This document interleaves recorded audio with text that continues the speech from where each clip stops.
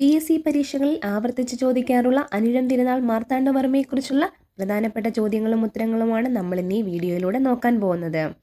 Video ഇഷ്ടപ്പെട്ടാൽ നിങ്ങൾ subscribe ചെയ്യാനും ലൈക്ക് ചെയ്യാനും മറക്കരുതേ. അനിഴം തിരുനാൾ മാർത്താണ്ഡവർമ്മ തിരുവിതാംകൂർ ഭരിച്ച കാലഘട്ടം ഏതാണ്? ഉത്തരം 1729 മുതൽ 1758 വരെ. ചിതറിക്കിടന്നിരുന്ന നാട്ടുരാജ്യങ്ങളെ പിടിച്ചടക്കി ശക്തമായ ഒരു തിരുവിതാംകൂർ സാമ്രാജ്യം കെട്ടിപ്പടുത്തതുകൊണ്ടാണ് ഇദ്ദേഹത്തെ ആധുനിക തിരുവിതാംകൂറിൻ്റെ ശില്പി എന്ന് വിളിക്കുന്നത്. യൂറോപ്യന്മാർ ഇദ്ദേഹത്തെ മാക്യവല്ലിയൻ നയതന്ത്രജ്ഞൻ എന്നും വിശേഷിപ്പിച്ചിട്ടുണ്ട്. മാർത്താണ്ഡവർമ്മ അധികാരം ഏറ്റെടുത്ത ഉടൻ അടിച്ചമർത്തിയ തിരുവിതാംകൂറിലെ പ്രധാന ആഭ്യന്തര ശത്രുക്കൾ ആരായിരുന്നു? ഉത്തരം 8 വീട്ടിൽ പിള്ളമാരും എട്ടരയോഗവും. മാർത്താണ്ഡവർമ്മ അധികാരം ഏൽക്കുന്നതിന് മുമ്പ് രാജാവിനേക്കാൾ ശക്തി ഇവർക്കായിരുന്നു. 8 വീട്ടിൽ പിള്ളമാർ നായർ പ്രഭുക്കന്മാരും എട്ടരയോഗം ക്ഷേത്രഭരണവും നടത്തിയിരുന്ന ബ്രാഹ്മണ സഭയുമായിരുന്നു. ഇവരെയെല്ലാം അടിച്ചമർത്തിയാണ് മാർത്താണ്ഡവർമ്മ ഭരണം ശക്തമാക്കിയത്. തിരുവിതാംകൂറിൽ കണ്ടെഴുത്തെന്ന പേരിൽ ആദ്യമായി ശാസ്ത്രീയമായ ഭൂസർവേയും നികുതി നിർണയവും ആരംഭിച്ച രാജാവ് ആരാണ്? ഉത്തരം മാർത്താണ്ഡവർമ്മ. വസ്തുവകകൾ നേരിട്ട് കണ്ട അളവും അതിരുകളും തിട്ടപ്പെടുത്തി കരം ചുമത്തുന്ന രീതിയാണിത്. ഇതിനായി അദ്ദേഹം മല്ലൻ ശങ്കൻ എന്ന ഉദ്യോഗസ്ഥനെയാണ് ചുമതലപ്പെടുത്തിയത്.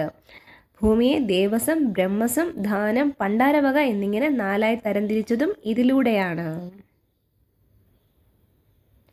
യൂറോപ്യൻ ശക്തിയെ പരാജയപ്പെടുത്തിയ ഏഷ്യയിലെ ആദ്യത്തെ യുദ്ധമായ കുളച്ചിൽ യുദ്ധം നടന്ന വർഷം ഏതാണ്?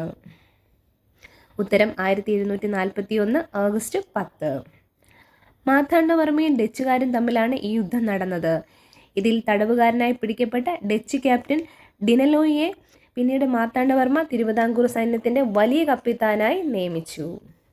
കുളച്ചിൽ യുദ്ധത്തിന് ശേഷം തിരുവിതാംകൂർ സൈന്യത്തിന് ആവശ്യമായ വെടിമരുന്നും ആയുധങ്ങളും നിർമ്മിക്കാൻ വെടിമരുന്ന് ശാല സ്ഥാപിച്ചത് എവിടെയാണ്? ഉത്തരം ഉദയഗിരി കോട്ട. ഡച്ച് ക്യാപ്റ്റൻ ഡിലനോയിയുടെ മേൽനോട്ടത്തിനാണ് ഉദയഗിരി കോട്ട നവീകരിച്ചതും അവിടെ വലിയൊരു ആയുധ നിർമ്മാണശാല സ്ഥാപിച്ചതും. മാർത്താണ്ഡവർമ്മ കായംകുളം രാജാവുമായി ഒപ്പുവെച്ച മാന്നാർ ഉടമ്പടി നടന്ന വർഷം ഏതാണ്? ഉത്തരം 1742. 1742 മാർത്താണ്ഡവർമ്മ കായംകുളം പിടിച്ചെടുക്കാൻ യുദ്ധം ചെയ്യുകയും തുടർന്ന് കായംകുളം രാജാവ് തിരുവിതാംകൂറിന് കീഴടങ്ങി മാന്നാർ ഉടമ്പടിയിൽ ഒപ്പുവെക്കുകയും ചെയ്തു. അമ്പലപ്പുഴ രാജാവിനെ മാർത്താണ്ഡവർമ്മ പരാജയപ്പെടുത്തിയ പ്രശസ്തമായ യുദ്ധം ഏതാണ്? ഉത്തരം പുറക്കാട് യുദ്ധം. ഈ യുദ്ധത്തെ അമ്പലപ്പുഴ യുദ്ധം എന്നും വിളിക്കാറുണ്ട്. ഇതിലൂടെയാണ് പ്രശസ്തമായ അമ്പലപ്പുഴ നാട്ടുരാജ്യം മാർത്താണ്ഡവർമ്മ തിരുവിതാംകൂറിനോട് ചേർത്തത്.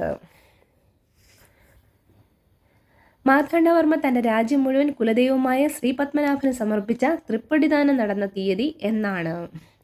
1750 ജനുവരി 3. ഈ സമർപ്പണത്തിന് ശേഷമാണ് മാർത്താണ്ഡവർമ്മ ശ്രീപത്മനാഭദാസൻ എന്ന പേരിൽ ഭരണം നടത്തിയത്. കൂടാതെ 1750 തന്നെയാണ് തിരുവിതാംകൂറിൻ്റെ തലസ്ഥാനം പത്മനാഭപുരത്തു നിന്നും തിരുവനന്തപുരത്തേക്ക് മാറ്റാൻ അദ്ദേഹം ഔദ്യോഗികമായി തീരുമാനിച്ചതും. പത്മനാഭസ്വാമി ക്ഷേത്രത്തിൽ മുറജപം, ഭദ്രദീപം എന്നീ ചടങ്ങുകൾ ആരംഭിക്കുകയും ഒറ്റക്കൽ മണ്ഡപം പണി കഴിപ്പിക്കുകയും ചെയ്ത രാജാവ് ആരാണ്? ഉത്തരം മാർത്താണ്ഡവർമ്മ.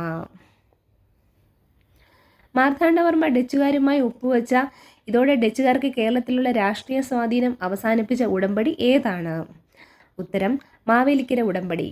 കുളച്ചിൽ യുദ്ധത്തിലെ പരാജയത്തിന് ശേഷം 1753 ഡച്ചുകാർ മാർത്താണ്ഡവർമ്മയുമായി മാവേലിക്കര ഉടമ്പടിയിൽ ഒപ്പുവെച്ചു. തിരുവിതാംകൂറിൻ്റെ കാര്യങ്ങളിൽ നിന്ന് പൂർണ്ണമായി പിന്മാറുകയും ചെയ്തു.